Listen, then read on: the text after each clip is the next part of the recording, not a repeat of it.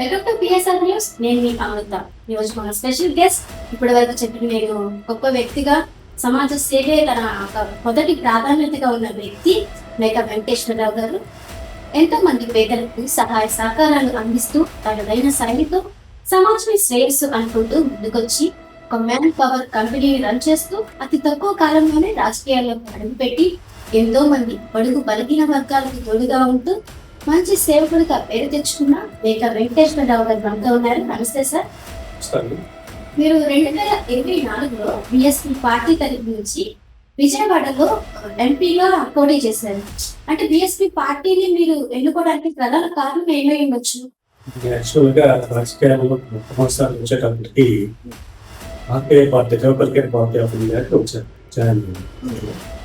Join అయిన తర్వాత ఆ పార్టీని కొనసాగుతూ ఆ పార్టీని ముందుకు తీసుకెళ్లే ఉద్దేశంతో పేదల దగ్గర ఎక్కువగా చేరుకోలేకపోతున్నాం, బడుగు బలహీన వర్గాల దగ్గరికి ఈ మెసేజ్ని ఎక్కువ తీసుకెళ్ళలేకపోతున్నాం, ఇంకా ఏరే పార్టీ అయితే బాగుందో అనే ఆలోచనతో బహుజన్ సమాజ్ పార్టీకి వచ్చారు.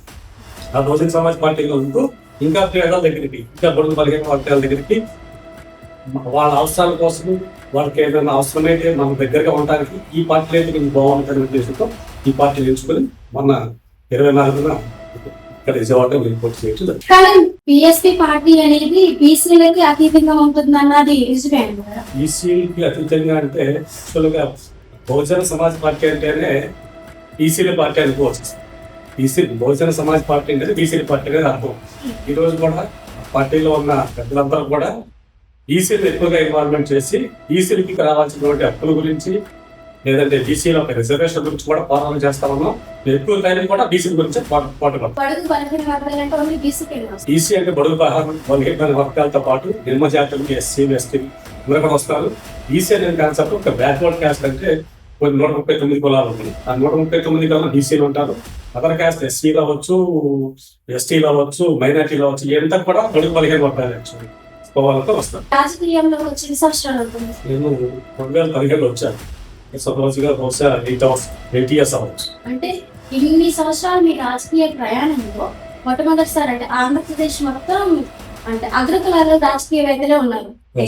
పోయిన గడిచిన ప్రభుత్వం కానివ్వండి, ఇప్పుడు రన్నింగ్ లో ఉన్న పార్టీ కానివ్వండి, అగ్రకులాల వాళ్ళే ఉన్నారు.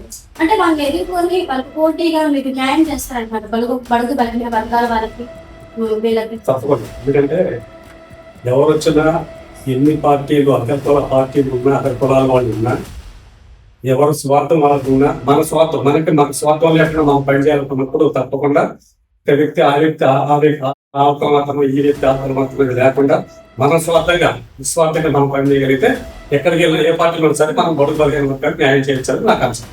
అంటే రన్నింగ్ లో ఉన్న పార్టీ వాళ్ళు అంటే మీకు ఎటువంటి ఆటంకాలు కానీ లేదంటే స్టాపింగ్ మీరు పని మంచితనమే చేస్తున్నారు, సమాజానికి కావాల్సిందే చేస్తున్నారు, వాళ్ళకి అవసరమైనదే చేస్తున్నారు. కానీ ఆ పార్టీ నుంచి మీకు ఎటువంటి లాభం లాంటిది అలాంటిది ఏం రాదు. కానీ ఇప్పుడు రూలింగ్ అగ్రకులాలు మీకు ఎటువంటి ఏమైనా ఇబ్బంది పెట్టే అవకాశాలు ఉన్నాయి అంటారు? కొన్ని చోట్ల 100% ఉంటాయి. ఉన్నా కూడా మనం కావాల్సిన పని ఏదైతే ఉందో మన కోసం కొన్ని ఏదో మన బడుగు బలహీన వర్గాలకి మనం ఒకటి అడుగుతుంటే మీకెందుకు ఇవ్వండి, ఆల్రెడీ ఇతర పార్టీలు ఆ పార్టీలు బీసీలో ఉన్నారు, ఇంకో పార్టీలో బీసీలో ఉన్నారు, వీళ్ళంతా ఉన్నారు కదా, వాళ్ళకి లేని బాధ మీకెందుకు, వాళ్ళు చేస్తున్నారు కదా, మేము ఆ పార్టీలో ఉండి బీసీలకు ఎంత చేశాము, ఈ పార్టీలు ఈ బీసీలకు ఎంత చేసాము చెప్తారు. కానీ అసలు చేయాల్సిన పనులు చేయరు.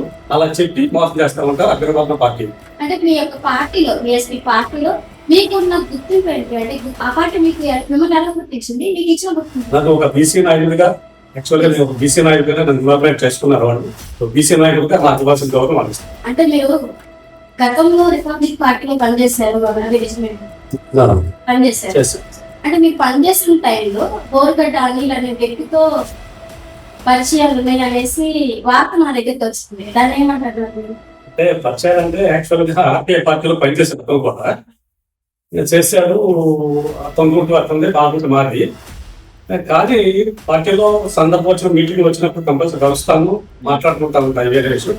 అతను అంతర్గత విషయాలు బయట వేరే అనుకూలంగా అంటే అతనికి అనుకూలంగా ఏ పర్వం తీసుకుంటాడు చేస్తా ఉంటాడు. ఆ సందర్భంలో కూడా ఆ టైంలో ఆర్టీఐ పార్టీ అతను కూడా సస్పెండ్ చేయడం జరిగిన తర్వాత కూడా బయటకు వచ్చేసారు.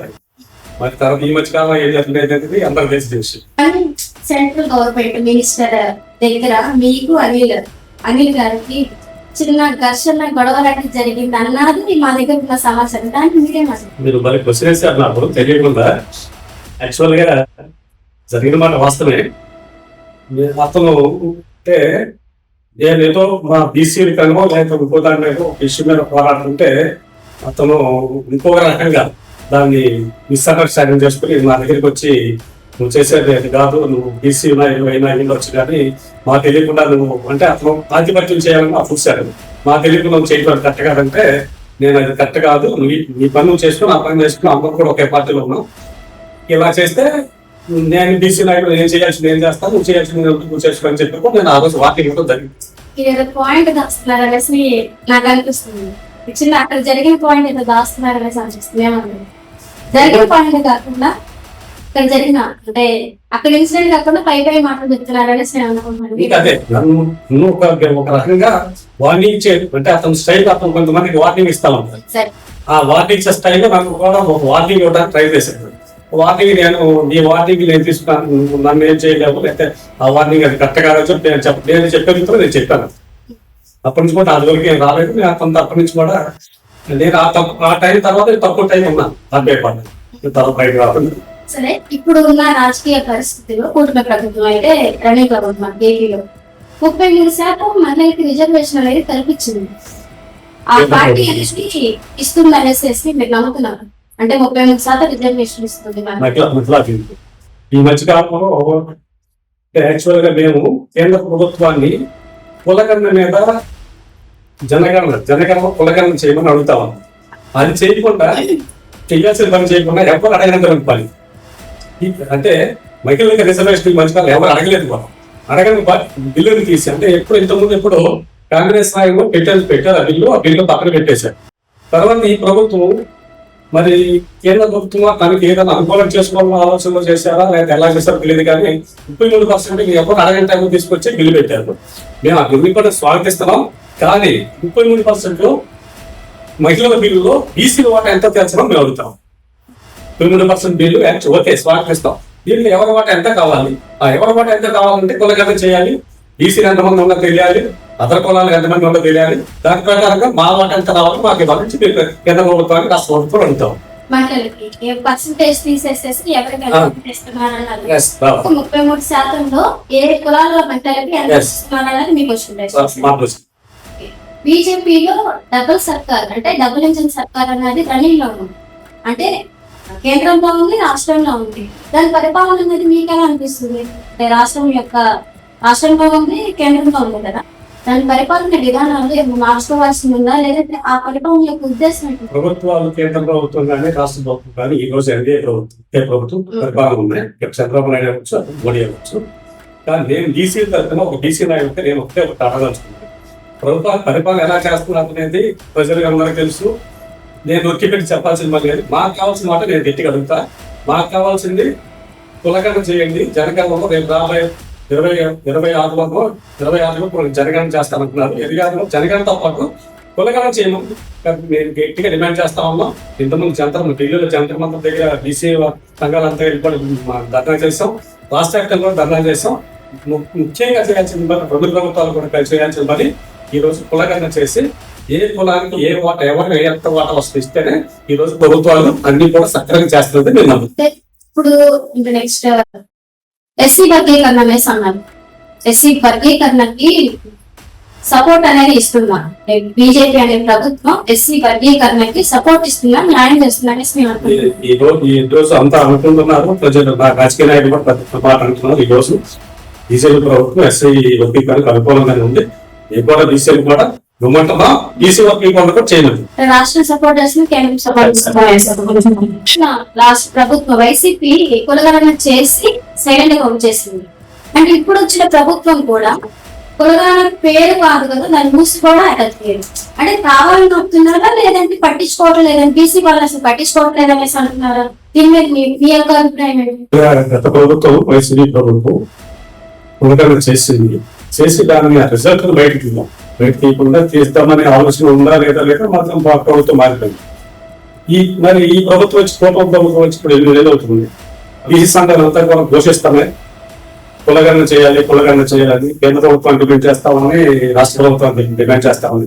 కానీ ఇప్పటి వరకు కూడా ఈ రాష్ట్ర ప్రభుత్వం మాత్రమే కులగణన మీద మొదలెట్టలేదు. నేను చంద్రబాబు నాయుడు అడుగుతా ఉన్నాను ఈ సందర్భంగా, తప్పకుండా మీరు ఎన్డీఏ కూటమిలో ఉన్నారు కాబట్టి మోడీ గారితో మాట్లాడి కేంద్రం కానీ మీరు వెళ్ళిపోయిన వైసీపీ ప్రభుత్వం కులగణన చేసింది అనేసి కొన్ని ఆరోపణలు ఉన్నాయి. కానీ చేస్తాక సైలెంట్ గా ఉంది, అంటే దిగిపోయింది కాబట్టి.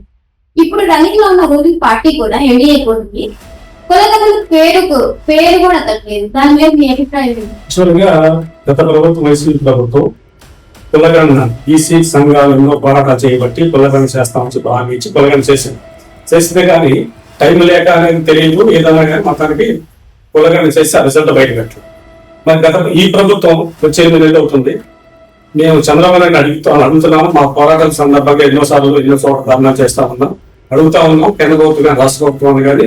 ఇప్పటి వరకు కూడా అసలు కులగణన మీద చంద్రబాబు నాయుడు గారు కానీ ఈ రాష్ట్ర ప్రభుత్వం అనేది గడపలం.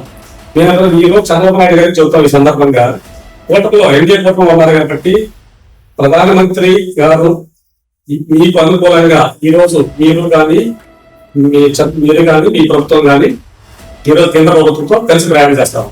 నేను ముఖ్య డిమాండ్ చేస్తా ఉంది రాష్ట్రంలో కానీ దేశంలో కానీ కులగణన చేస్తే బీసీ యొక్క స్థితిగతులు మారుతాయి అని చెప్పి సందర్భంగా మీరు చెప్తా ఉన్నాం.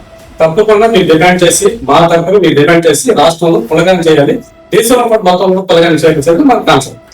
మీరు కులగణన చేయాలన్న అభిప్రాయం మీదైతే ఎన్డీఏ కూటమిలో కేంద్ర ప్రభుత్వంలో ప్రధాని మోదీ ఉన్నారు, ఆయన బీసీ అనేసి చాలా మంది ప్రజలైతే అనుకుంటున్నారు. కానీ చాలా మంది బీసీ కాని వాళ్ళు కానీ వేరే వాళ్ళు కానీ ఆయన బీసీ వ్యక్తి కాదు అని విమర్శలు అయితే వినబడుతున్నారు. అంటే బీసీ వ్యక్తి అని పేరు చెప్పుకొని తిరుగుతున్నారా, లేదా బీసీ వ్యక్తి కాదు? అయితే మోడీ గారు ఈ రోజు కేంద్ర ప్రభుత్వం ఉన్నట్టు మోడీ గారు బీసీ ఆయన నోటితో కూడా చెప్పారు. మరి బహుజనాలు వీళ్ళు ఉన్నవాళ్ళు అంటే ఎస్సీ ఎస్టీ వాళ్ళకి మంద కృష్ణ గారు ఉన్నారు, మీరు పోరాటం చేస్తారనేసి ఆయన ముందుకు వచ్చేసి వాళ్ళకంటూ ప్రత్యేక హోదాలు తెచ్చుకుంటున్నారు, వాళ్ళకి కావాల్సిన ఫెసిలిటీస్ అడిగి తీసుకుంటున్నారు. అంటే బీసీ కేంద్ర ప్రధానమంత్రి ఏంటి అసలు ఆయన ఏం నోరు మర్చిపెట్టలేదు, బీసీ వ్యక్తులను చెప్పుకొని తిరుగుతున్నారు. అంటే నా అనేసి పెట్టుకున్నారు తప్పించి వాళ్ళకంటూ ఒక పని చేయడానికి ముందుకు రావట్లేదు. అంటే బీసీ కాదా? బీసీ అని మరి బయట అయితే అనుకుంటారు బీసీ అని, ఆయన కూడా బీసీ అని చెప్తున్నాడు. కానీ బీసీ అంటున్నాడు కానీ బీసీ మన పలానా ఒక ఊర్లోనే మన మనిషి అనేసి మనం సపోర్ట్ కి వెళ్తాము, దేశం మొత్తం అంటే ప్రాబ్లం గా ఉందన్నమాట. కులగణన చేస్తే దానికంటూ ఒక గుర్తింపు ఉండిద్ది, వాళ్ళకంటూ కొన్ని లాభాలు ఉంటాయి. అలాంటిది ఏం లేకుండా అలాంటి ప్రధానమంత్రి నాకేం పట్టింది అన్నట్టు ఉంటున్నారు. దాన్ని మీరు ఎలా మీ అభిప్రాయం చెప్తారు కొంచెం? మేమైతే కేంద్ర ప్రభుత్వానికి డిమాండ్ చేస్తా ఉన్నాం, రాబోయే రోజుల్లో బీసీ అంతా కూడా దేశం అంతా ఉన్నటువంటి బీసీలంతా కూడా కులగణన మీద పోరాటం చేస్తూ రేపు రాబోయే రోజు జంతర మంత్రుల దగ్గర కూడా ధర్నాలు చేసి ఇంతకుముందు కూడా చేశాము, ఇక ముందు కూడా చేస్తాము. బీసీ కులగణన చేయకపోతే ఈ 5 సంవత్సరాలు 10 సంవత్సరాలు చెప్పి వచ్చారు, 5 సంవత్సరాలతో లాస్ట్ స్టేజ్లోకి వెళ్తారని చెప్పి సందర్భంగా చెప్పడం.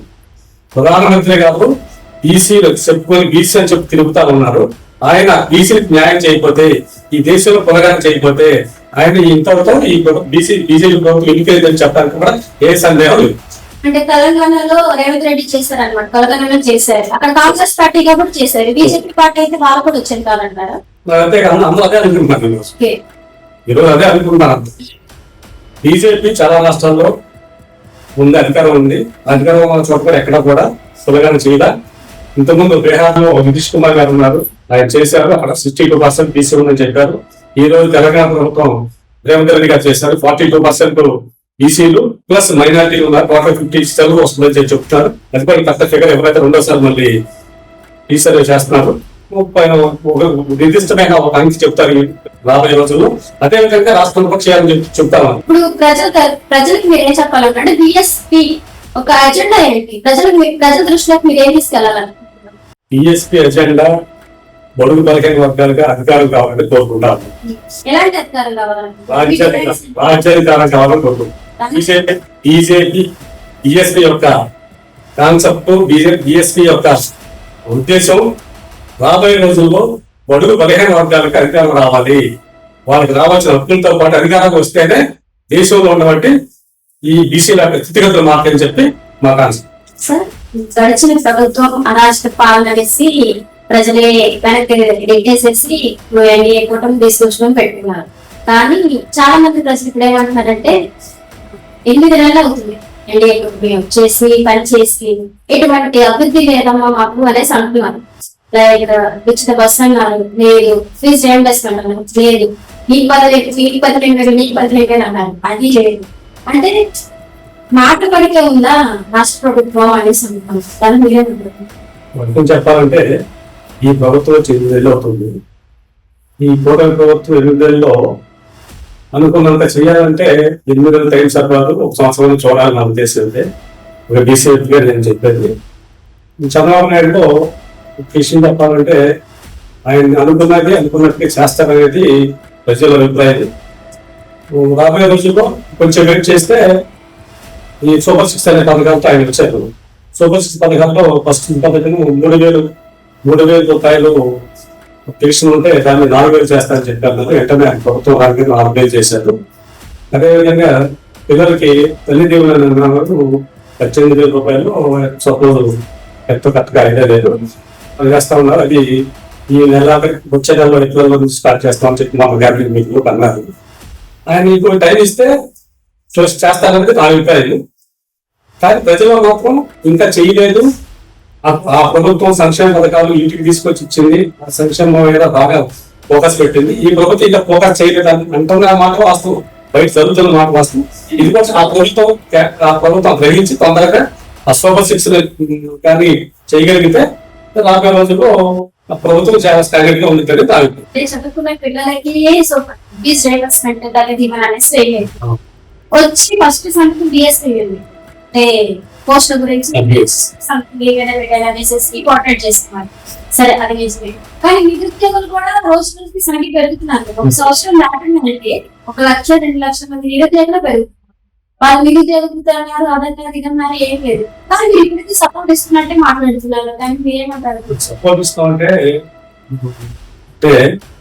వచ్చి ఏంటంటే రాగానే మనం అంటే ప్రతిపక్షాలు అంటారు. విపక్షాలు అంటే వాళ్ళ స్వార్థం కోసం చెప్పుకుంటా ఉంటారు.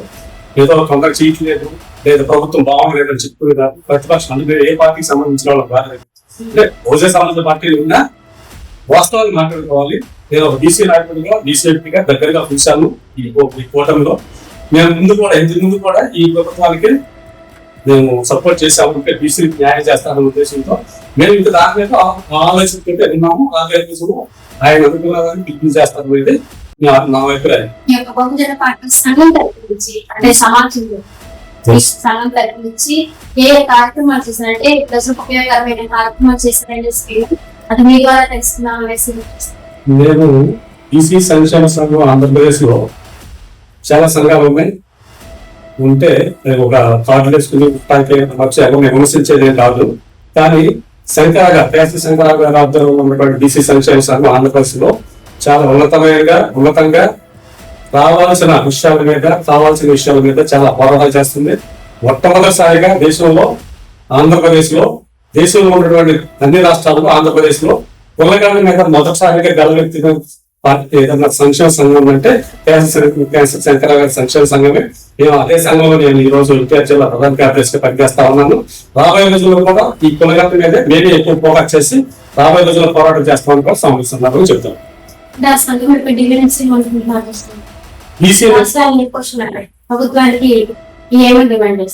ప్రభుత్వానికి కేంద్ర ప్రభుత్వానికి రాష్ట్ర ప్రభుత్వానికి బీసీ నుంచి ఒకటే డిమాండ్. బీసీల యొక్క హక్కులు ఏవైతే ఉన్నాయో బీసీలకు రావాల్సిన హక్కులు అంటే బీసీలు కులగానే చేయాలి. దానికి సంబంధంగా వాళ్ళకి రావాల్సిన హక్కులు వాళ్ళు ఎంత పర్సెంటేజ్ ఉన్నారో అంత పర్సెంటేజ్ బీసీలకి హక్కులుగా వాళ్ళకి రిజర్వేషన్ రావాల్సింది. రాబోయే రోజుల్లో చట్టసభలో కూడా బీసీలకి రిజర్వేషన్ కావాలని అడుగుతాం. లోకల్ గా పార్టీలు 20% ఇంతకుముందు ఉన్న ప్రభుత్వం 20% లోకల్ కాన్స్టిట్యూషన్స్ చేశారు. అది కాకుండా 33% జనాభా పథకం చూసుకుని 50% వస్తుంది. రాబోయే రోజులు 50% చట్టసభలో కూడా రిజర్వేషన్ కావాలని అడుగుతాం, డిబేట్ చేస్తా ఉన్నాం. అదేవిధంగా బీసీలు స్టడీ సర్కిల్ అడిగాం. ఈ ప్రభుత్వం వచ్చిన తర్వాత అన్ని చోట్ల బీసీ స్టడీ సర్కిల్ పెట్టండి అని చెప్పి, అదేవిధంగా ఐఏఎస్ స్టడీ సర్కిల్ పెట్టమని చెప్పాం. మొన్న కూడా ఈ కాన్సెప్ట్ మేము అడిగాం. వాళ్ళు 2 కోట్ల వచ్చేసారు. ఈ స్టడీ సర్కిల్ సెంటర్ లో పెట్టారు. ఐఏఎస్ అని కూడా పెట్టారు. ఈ మధ్య సవితమ్మ గారు కూడా మాకు మీటింగ్ పిలిచాం, అది వచ్చింది. ఆయన కూడా ఏవైతే బీసీలు అడుగుతా ఉన్నారో అడిగిన సంక్షేమ పథకాలు కానీ బీసీల యొక్క హక్కుల గురించి కానీ గట్టిగా స్పందిస్తా ఉన్నారు. రాబోయే రోజు కూడా చేస్తామని చెప్పారు. సార్, బీసీ సంఘం దగ్గర నుంచి బీసీ స్టూడెంట్స్ కి మాకు ఇది కావాలి అది కావాలని అంటే వాళ్ళకి కావాల్సిన యాక్టివిటీస్ ని మీరు అడుగుతున్నారు, కానీ మీ సంఘం తరఫు నుంచి బీసీ స్టూడెంట్స్ కి ఎలాంటి యాక్టివిటీస్ చేశారు? యాక్చువల్ గా బీసీ సంక్షేమ సంఘం నుంచి స్టూడెంట్స్ అనే కాదు, అన్ని రకాలుగా బీసీ సంక్షేమ సంఘం ఒక బీసీ అనే వ్యక్తి ఏ రకంగా బాధపడుతున్నా, ఏ రకంగా సమస్యలున్నా అక్కడ బీసీ సంక్షేమ సంఘం ఉంటుందనేది గ్యారెంటీ చెప్తారు. ఎందుకంటే బీసీ సంక్షేమ సంఘం తరఫున బీసీ హాస్టల్స్ గురించి కానీ ఆ పిల్లలకు అందాల్సిన మేము వాళ్ళకి సరిగ్గా అందుతున్నా లేదని కూడా మేము చెక్ చేసే రోజులు ఉన్నాయి. ఆ విధంగా సరిగ్గా లేకపోతే ఆ ప్రభుత్వానికి తెలియపరచడం, బీసీ స్టడీ సెంటర్ సరిగ్గా లేకపోతే ఎక్కువ కావాల్సి వస్తే మళ్ళీ ప్రభుత్వాన్ని అనడం జరిగింది. అదేవిధంగా బీసీ సంక్షేమ సంఘం ఓన్గా ఎక్కడ బీసీ ఆపదలో ఉంటే అక్కడికి వెళ్ళి వాళ్ళకి సహాయం చేయటం. సపోజ్ ఈ మధ్య మతప్రతులు విజయవాడ అంతా మునిగిపోయింది, మీకు తెలిసావు, హరీష్ సంఘం సింగ్ నగర్ అంతా.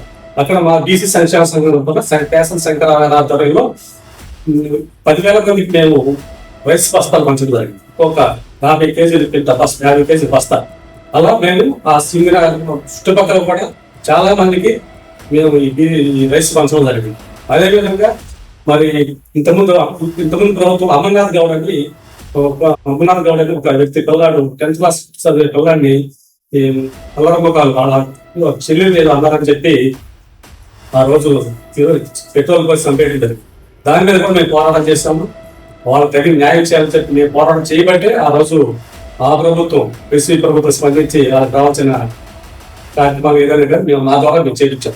అదేవిధంగా రాష్ట్రంలో ఎక్కడ ఏం జరిగినా, ఏ అన్యాయం జరిగినా బీసీ సంక్షేమ సంఘం ముందుంటుంది. అదేవిధంగా ఆర్థికంగా కూడా మేము అన్ని రకాలుగా బీసీలకు అందుబాటులో సహకారం అందిస్తూ కూడా మీరు కేంద్ర సంఘ రాష్ట్రంలో ముందుకు పోతాం. చివరిగా ఒక ప్రశ్న, బీఎస్పీ పార్టీలోనే కంటిన్యూ అవుతారా లేదంటే మీకు పార్టీ మారే అవకాశం ఉందా? అంటే ఇక్కడ రాజకీయంగా చెప్పాలంటే పార్టీ మారతామా మారమా అనేది అది అనుకుంటే వచ్చేది కాదు. ప్రజల్లో మనం ఏ పార్టీలో ఉంటే ఏ పార్టీ ప్రజల్లో ఎక్కువ మంది ఎక్కువ సహాయం చేయగలము, ఏ పార్టీలో ఉంటే ప్రజలకి మన ద్వారా ఎక్కువ లబ్ధి చేకూరుతుందనే ఉద్దేశం ఉంటేనే దాన్ని బట్టి ముందుకెళ్తాం తప్పితే ఈ పార్టీలో ఉండాలి లేదా ఆ పార్టీలో ఉండాలి, ఈ పార్టీలో మనం ఉండాలి అంటే మన వ్యక్తిగతంగా లాభ పొందడానికి నా ఆలోచనే కాదు. ఏ పార్టీలో ఉన్నా ప్రజలకి ఎక్కువ న్యాయం జరుగుతుంది. మన ద్వారా ఆ పార్టీ ద్వారా మన ద్వారా కొంచెం ప్రజలకి ఎక్కువ సహాయం చేయగలుగుతాం. దాని మీద ముందుకెళ్ళదంటే ఇప్పుడైతే అయ్యే ఆలోచన లేదు. అంటే రాజకీయ నేతలని దాదాపు ప్రజలందరూ అంటారు గోడ మీదకి వెళ్ళి అందితే కాదు లేదంటే చుట్టూ అనేసి అంటారు కదా. అంటే ఆ పరిస్థితులు చాలా మంది రాజకీయ నేతలు చేస్తున్న పని ప్రజలు కూడా అంటూ ఉంటారు, తటస్థంగా ఉన్నారన్నమాట ఒకదానికి. అంటే వాళ్ళ ప్రయోజనం కోసం వెళ్తారా లేదంటే ప్రజల ప్రయోజనం చూపించడానికి వెళ్తారా అనేది అర్థం కాదు. మీరు చెప్పిన ప్రకారం అయితే ప్రజలు ఉపయోగకరంగా ఉన్న పార్టీలో ఉంటేనే అంటే తిరుగుతానే ఉంటారు, భూమి చుట్టూ తిరుగుతుంది అంటారు సార్. అలా రాజకీయ పార్టీ ఒక పార్టీ నుంచి ఒక పార్టీ అధికారంలో ఉన్న పార్టీలోకి వెళ్ళాలని వస్తారు. మీరు అంటున్నది ఏంటంటే అధికారంలో లేని పార్టీ కూడా మంచి పని చేయొచ్చు, అధికారంలో ఉన్న పార్టీ కూడా మంచి పని చేయొచ్చు, కానీ మనం ఉన్న పార్టీలోనే ఉండి మంచి చేయాలనుకున్న ఉద్దేశం అయితే మీకు ఉందా? మీరు అడిగిన దానికి సమాధానం చేయొచ్చు. ఈ రోజు బహుజన సమాజ్ పార్టీలో ఉంది, ఆ పార్టీలోనే ఇంతవరకు అధికార పార్టీలో ఏ పార్టీలో లేదు.